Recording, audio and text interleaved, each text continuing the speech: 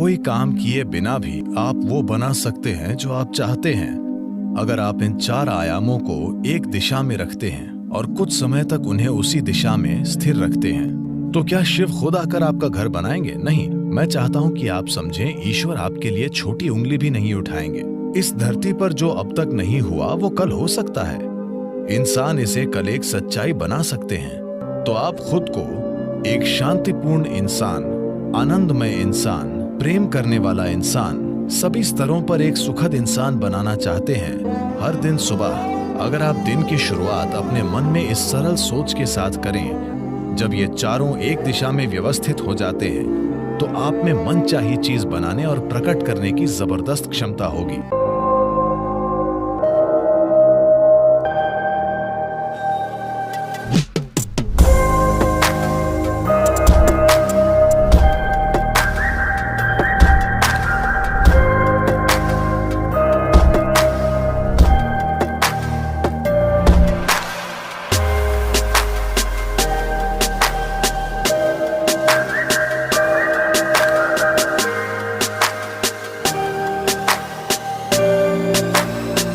अगर हम अपने मन को अपने तरीके से रखने की शक्ति नहीं रखते तो दुनिया में हम जो बनाते हैं वो भी बहुत संयोग से और उल्टा सीधा होगा।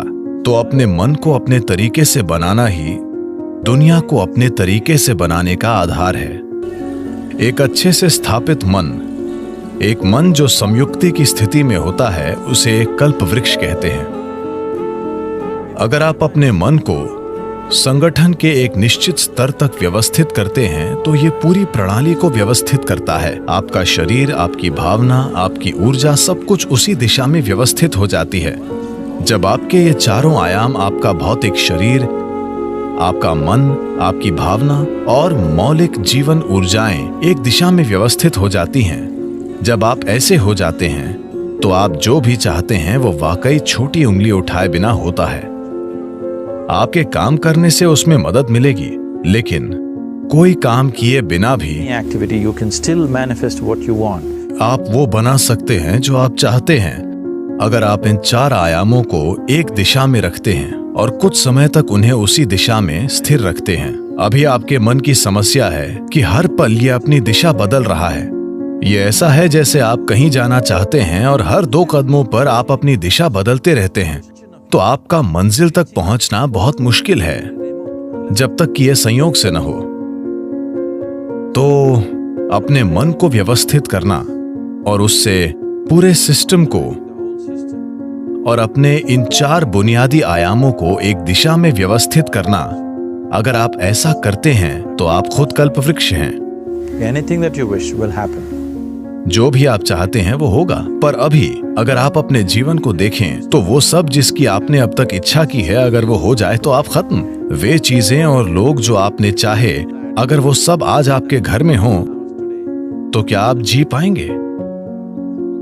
जब हम इस तरह समर्थ हो जाते हैं तो ये बहुत महत्वपूर्ण है कि हमारी शारीरिक क्रिया, भावनात्मक क्रिया, मानसिक क्रिया और ऊर्जा क्रियाएं नियंत्रित और ठीक दिशा में हों। अगर ऐसा नहीं है तो हम विनाशकारी, आत्मविनाशकारी बन जाते हैं। अभी यही हमारी समस्या है।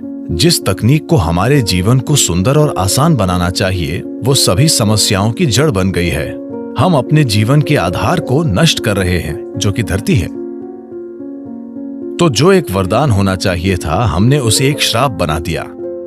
पिछले 100 वर्षों में हमें आराम और सुविधा के जबरदस्त स्तर मिले हैं, जो हमारे जीवन के लिए खतरा भी बन गए हैं, सिर्फ इसलिए कि हम सचेत होकर काम नहीं कर रहे हैं।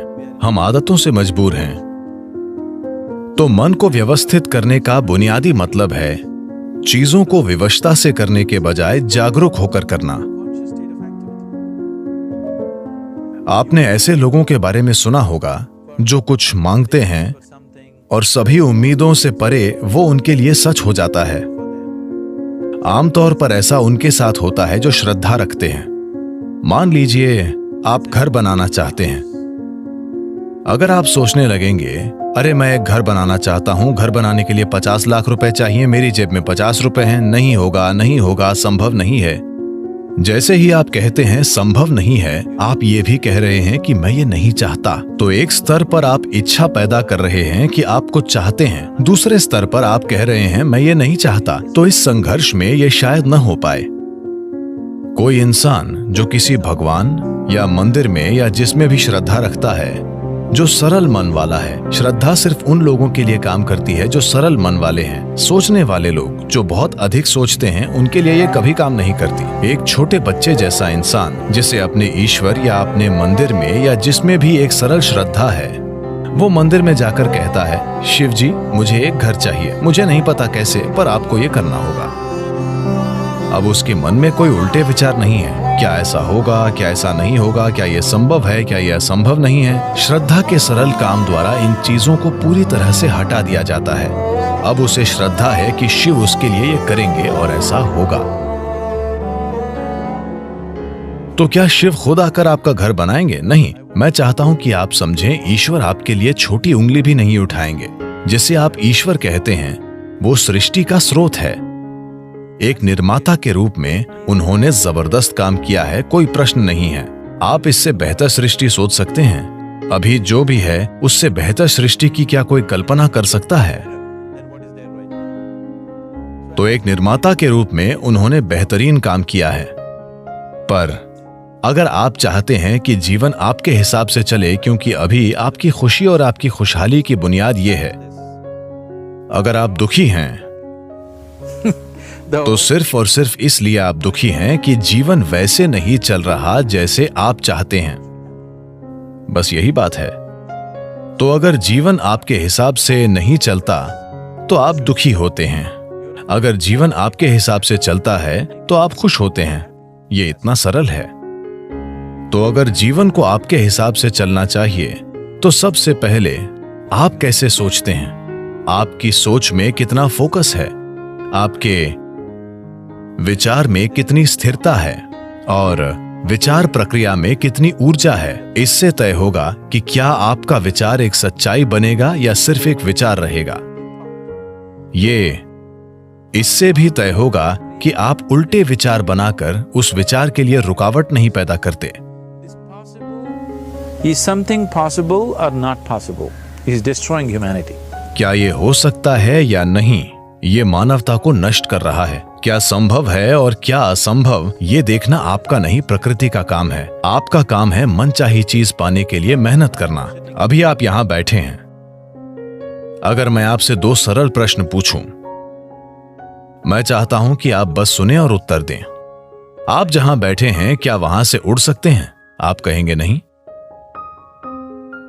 क्या आप यहां से उठकर चल सकते हैं? आप कहेंगे हां। इसका आधार क्या है कि आप उड़ने के लिए नहीं और चलने के लिए हां कहते हैं? आधार है जीवन का अनुभव। कई बार आप उठकर चले हैं, कभी उड़ान नहीं भरी। या दूसरे शब्दों में, आप जीवन के पिछले अनुभव को आधार बनाकर यह तय कर रहे हैं कि कुछ संभव है या नहीं। या दूसरे शब्दों में, आपने तय किया है कि अब तक जो नहीं हुआ वो भविष्य में आपके जीवन में नहीं हो सकता है। ये मानवता और मानवीय भावना का अपमान है। इस धरती पर जो अब तक नहीं हुआ वो कल हो सकता है। इंसान इसे कल एक सच्चाई बना सकते हैं। तो क्या संभव है और क्या असंभव, ये देखना आपका काम नहीं है। ये प्रकृति का काम है। प्रकृति तय करेगी। आप बस देखिए कि आप वाकई क्या चाहते हैं और उसके लिए मेहनत कीजिए। और अगर आपका विचार एक शक्तिशाली तरीके से तैयार होता है, बिना किसी उल्टे विचारों के, कोई ऐसे उल्टे विचार न हो जिनसे विचार प्रक्रिया की तीव्रता कम हो जाए। सबसे पहली और महत्वपूर्ण बात यह है कि आपको स्पष्ट पता होना चाहिए कि आप वाकई क्या चाहते हैं। अगर आप नहीं जानते कि आप क्या चाहते हैं तो उसे बनाने का सवाल ही नहीं उठता। अगर आप ये देखें कि आप वाकई क्या चाहते हैं, तो हर इंसान यही चाहता है। वो खुशी से जीना चाहता है, वो शांति से जीना चाहता है। In terms of its relationships, वो चाहता है कि उसके रिश्ते प्यार भरे हों। या दूसरे शब्दों में कहें तो कोई भी इंसान यही चाहता है कि वो अपने भीतर सुखी हो और उसके चारों ओर सुख हो। ये सुख अगर हमारे शरीर में होता है तो हम इसे सेहत या सुख कहते हैं। अगर ये हमारे मन में होता है तो हम इसे शांति और खुशी कहते हैं। अगर ये हमारी भावना में होता है तो हम प्यार और करुणा कहते हैं। अगर ये हमारी ऊर्जा में होता है तो हम इसे आनंद और परमानंद कहते हैं। यही एक इंसान की तलाश है। चाहे वो काम करने अपने ऑफिस जा रहा है, वो पैसा कमाना चाहता है, करियर बनाना चाहता है, परिवार बनाए, वो बार में बैठे या मंदिर में बैठे, वो तब भी उसी चीज की तलाश में है। भीतर सुख, चारों ओर सुख।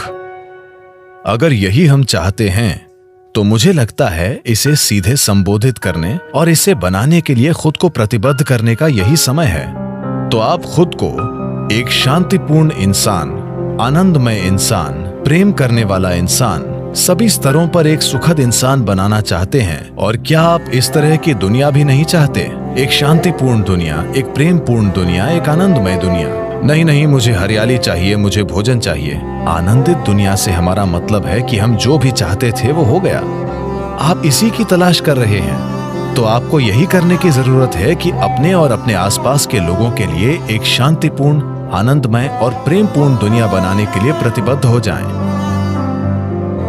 हर दिन सुबह अगर आप दिन की शुरुआत अपने मन में इस सरल सोच के साथ करें कि आज मैं जहां भी जाऊंगा एक शांतिपूर्ण, प्रेमपूर्ण और आनंदमय दुनिया बनाऊंगा। अगर आप दिन में 100 बार गिरते हैं तो क्या फर्क पड़ता है? एक प्रतिबद्ध आदमी के लिए विफलता जैसा कुछ नहीं होता। अगर वो 100 बार गिरता है तो 100 सबक सीखने को मिलते हैं। अगर आप खुद को कुछ वाकई अच्छा बनाने के लिए प्रतिबद्ध करते हैं तो आपका मन व्यवस्थित हो जाता है। जब आपका मन व्यवस्थित हो जाता है तो आपकी भावना व्यवस्थित हो जाएगी। भावना का संबंध विचार से है। जब आपका विचार और भावना संगठित हो जाती हैं तो आपकी ऊर्जाएं उसी दिशा में व्यवस्थित हो जाएंगी। जब आपके विचार, भावना और ऊर्जा व्यवस्थित हो जाएंगे तो आपका शरीर व्यवस्थित हो जाएगा। जब ये चारों एक दिशा में व्यवस्थित हो जाते हैं तो आप में मनचाही चीज बनाने और प्रकट करने की जबरदस्त क्षमता होगी। आप कई मायनों में ईश्वर होंगे। जो सृष्टि का स्रोत है वो आपके जीवन के हर पल में आपके अंदर काम कर रहा है। बात सिर्फ ये है, क्या आपने उस आयाम तक पहुंच बनाई है या नहीं?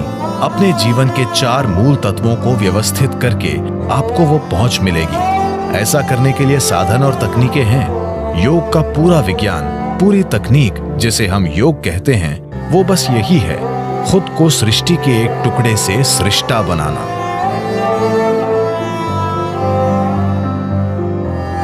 ये मेरी इच्छा और मेरा आशीर्वाद है कि दुनिया में हर इंसान को अपने भीतर सृजन के स्रोत तक पहुंचो ताकि वो रचनाकार की तरह यहां काम कर सके, न कि सिर्फ एक रचना के रूप में।